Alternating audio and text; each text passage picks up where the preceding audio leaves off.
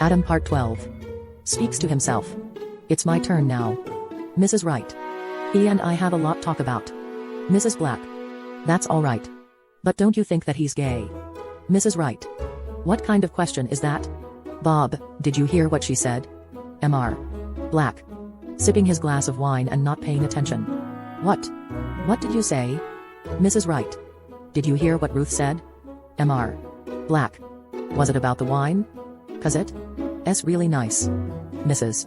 Black smiles, and Mrs.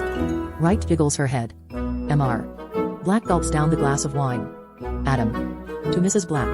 I am not gay, Aunty. Mr. Black. Gay, or not gay? It baffles me that people are spending a lot time talking about this. Gay or not gay, there are more important things to talk about, like health insurance, taxes and so on. If someone is gay, let him be if that's what makes him or her happy. Adam. Interrupting. Thank you very much. Everybody looks at Adam sternly. He realizes what he has said. Adam. I am a strong supporting fan of gay movement.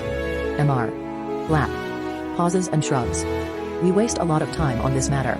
I believe strongly there will also be gay people in heaven. Mrs. Wright. Seriously?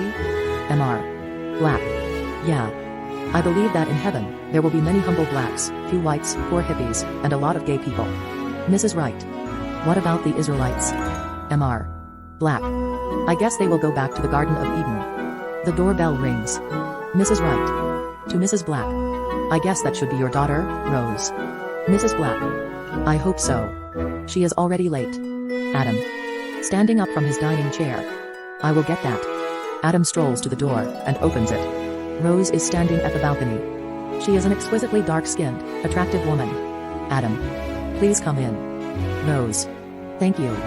Rose walks to the dining table, and exchanges greetings with everyone. Rose.